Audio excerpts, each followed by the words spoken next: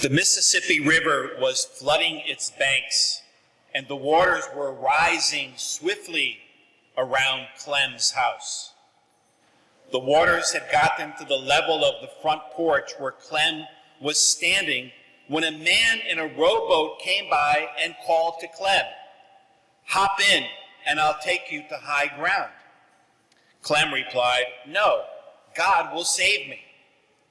The river continued to rise to the second-story windows, and Clem, looking out, saw a powerboat come up. The man in the powerboat called to Clem, "Hop in, and I'll take you to high ground." And Clem replied, "No, God will save me." The river had now risen to the roof of the house. Clem was sitting on the ridge at the top of the house with the waters swirling around his feet. He saw a helicopter fly over, and the people inside yelled over a bullhorn, "Grab the rope and climb in, and we'll take you to high ground." Clem replied, "No, God will save me." The river continued to rise. Finally, the flood waters engulfed the house, and Clem was drowned. The next thing he knew, Clem was standing before God. In anger, he asked God, "I put my trust in you. Why have you forsaken me?" And God replied, "What do you want from me? I sent you a rowboat, a powerboat, and a helicopter." My dear friends, as we look at today's gospel passage, we might scratch our heads and say, what are we supposed to get out of all of this? Well, let's take a close look at it. Jesus encounters the Pharisees. And who were the Pharisees? Well, thankfully, they don't exist anymore.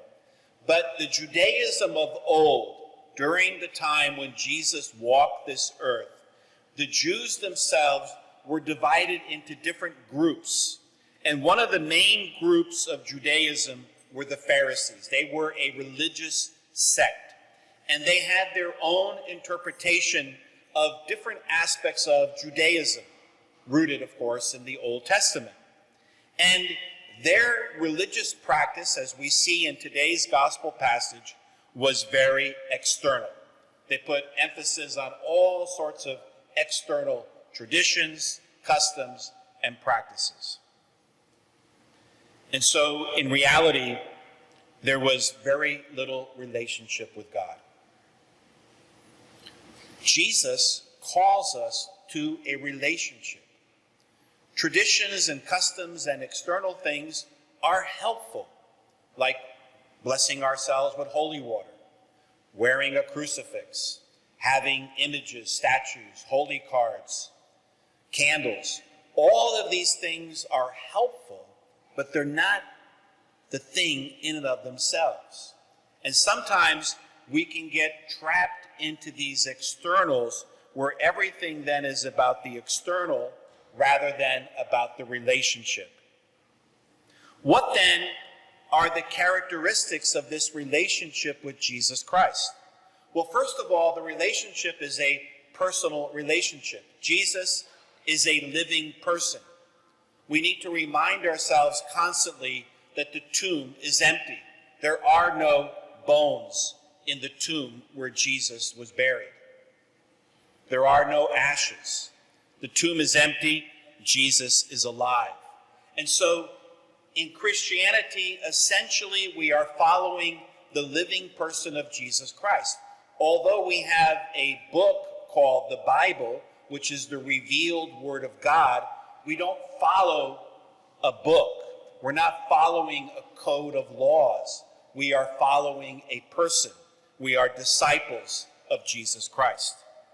The second characteristic of this relationship is that it is a real relationship, meaning that, yes, we take from the Gospels, from what Jesus teaches us, and we put that into practice in our daily life, at home, at work, at school, wherever we shop, at church, in the barrio, wherever we are, in our neighborhoods, we put all this into practice. And then what follows from this is that our relationship with Jesus then is a passionate relationship. We're excited about being disciples of Jesus Christ. Maybe this is something new, I don't know. But did you ever think about your relationship with God as a friendship? Within the Hispanic culture, it's very easy to understand this because one of the greatest values, los valores, within the Hispanic culture is friendship, la amistad. Well, Jesus then is our best friend. In fact, St. Augustine, whose feast day we celebrated yesterday and who had a very powerful and famous conversion, once wrote, "To fall in love with God is the greatest of romances. To seek him, the greatest adventure. To find him, the greatest human achievement." Certainly, we live in very challenging times. We're concerned about many different things, whether it's a virus, a hurricane, or chaos in the Middle East. These are all challenges that could, disturb us and take away our inner peace. How can we deal with all of this and still maintain peace and joy and to carry on in life? Well, there's a contemporary spiritual writer that puts all this on paper, and it's quite interesting what he has to say. He says, "This adventure of faith will consist in burning bridges, setting aside all rules of common sense and all probabilities, and like Abraham, disregarding arguments, explanations, and proofs, untying ourselves from all rational positions and bound hand and foot, making the great leap into the abyss of the dark night, surrounding ourselves to the totally other God alone in pure and dark faith." He goes on to say, "The contemplative of the future will need to enter the unfathomable regions of the mystery of God without guides, without supports, without light. God will be experienced as the other limit. God's distance and proximity will be meditated upon simultaneously, and as a result, there will be a feeling of dizziness, which is a mixture of fascination, fright, annihilation, and dread. The contemplative will have to run the risk of being submerged in this bottomless ocean where dangerous challenges are hidden. There, the contemplative cannot shun but must face and accept them in their burning insistency. Those who return from this adventure will be figures sculptured by purity, strength, and fire, transformed by the ecstatic closeness of God. Above them will appear the living and illuminating image of the Son. They will become the transparent witnesses of God." What does all this mean?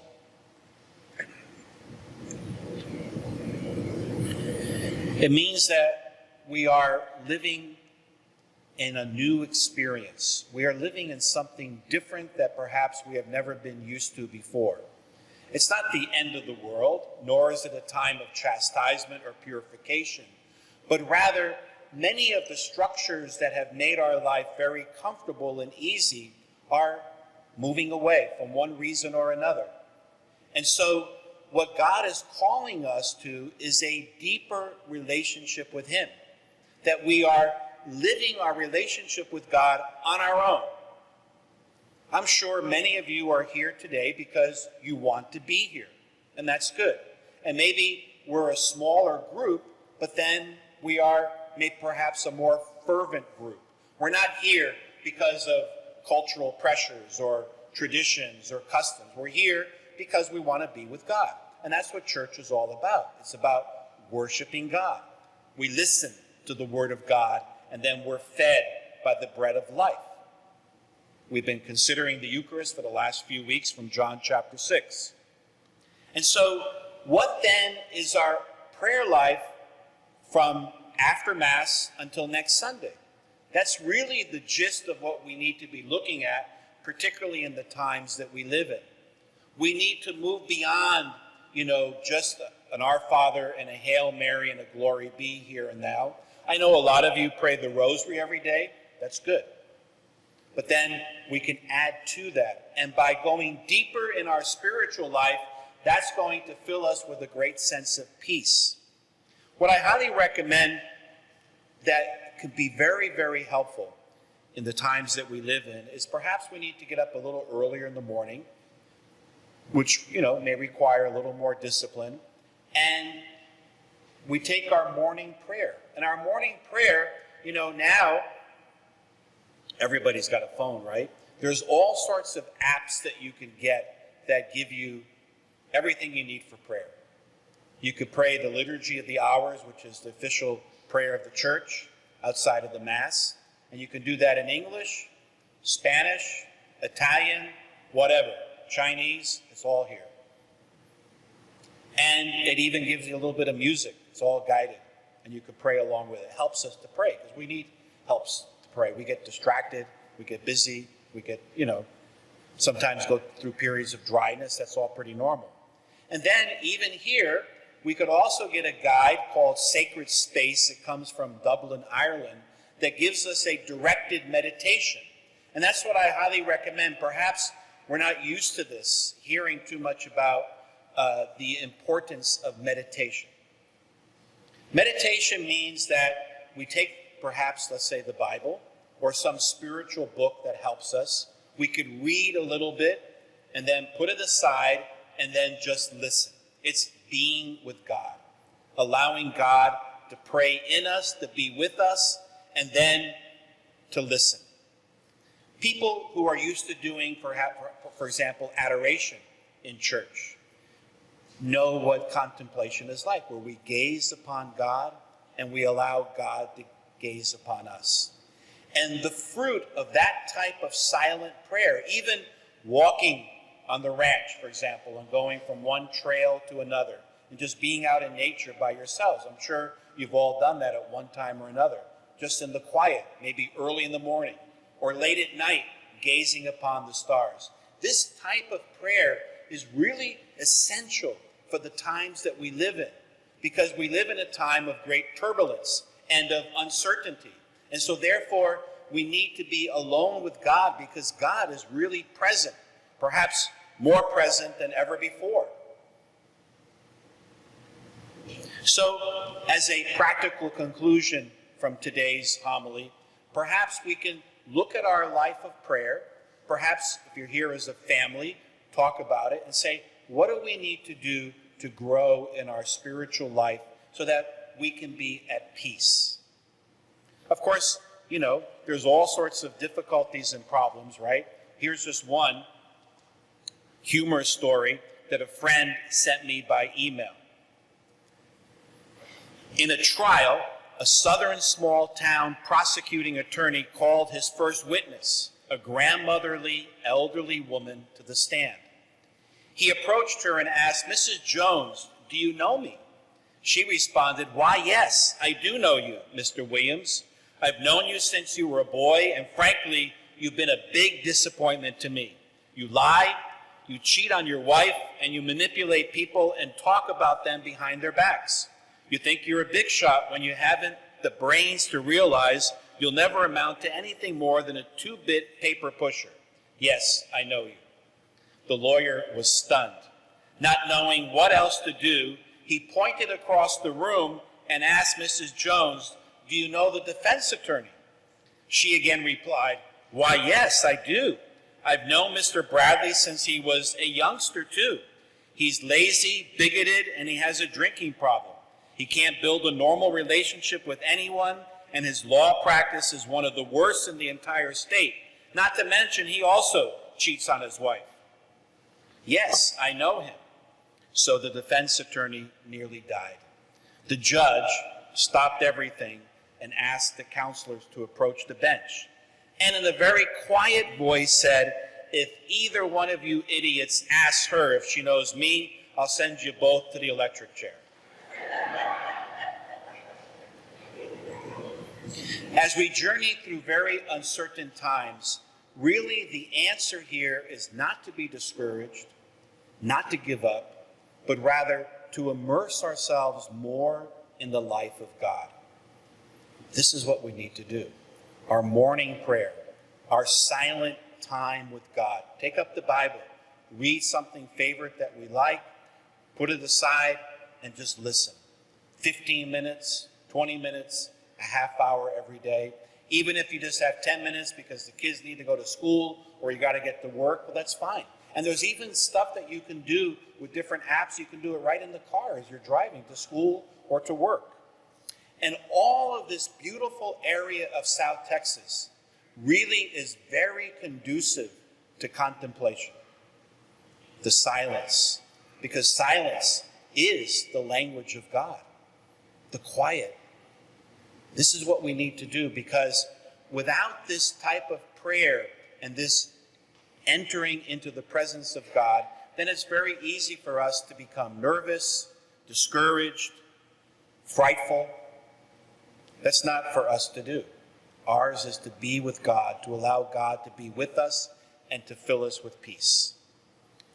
A long time ago, there lived a lady by the name of Saint Teresa of Avila. Of Avila means she's from Avila, Spain.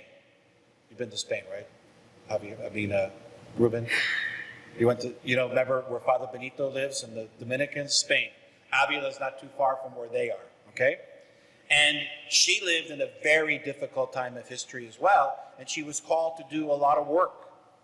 And she wrote this beautiful poem, which I'll just read in English right now, but you can also pick up the original in Spanish, which is even better. She writes, "Let nothing disturb you. Let nothing frighten you. Everything passes, but God stays. Patience reaches it all. He who has God, nothing lacks. God alone suffices. Lift your thinking, raise up to heaven. Let nothing anguish you. Let nothing disturb you. Follow Jesus Christ with an open heart, and no matter what may come, let nothing frighten you. See the glory of the world, its vainglory. It is not everlasting, everything passes. Yearn for the celestial that lasts forever, faithful and rich in promises. God does not change. Love it the way it deserves, immense kindness. But there is not fine love without the patience. Confidence and a live faith let the soul maintain, that he who believes and hopes reaches it all. Although harassed by hell, one may see himself, he who has God will defeat its rage. Come abandonment, crosses, misfortune. God being your treasure, you lack nothing. Go then, worldly goods, go, vain happiness. Even if everything is lost, God alone suffices." My dear friends, when we take a look at today's gospel passage, we see the Pharisees. The Pharisees are involved in the external. Jesus calls us to this deep relationship with him, this love relationship, this friendship with him. Again, from St. Augustine, whose feast day we celebrated yesterday. To fall in love with God is the greatest of romances. To seek him, the greatest adventure. To find him, the greatest human achievement.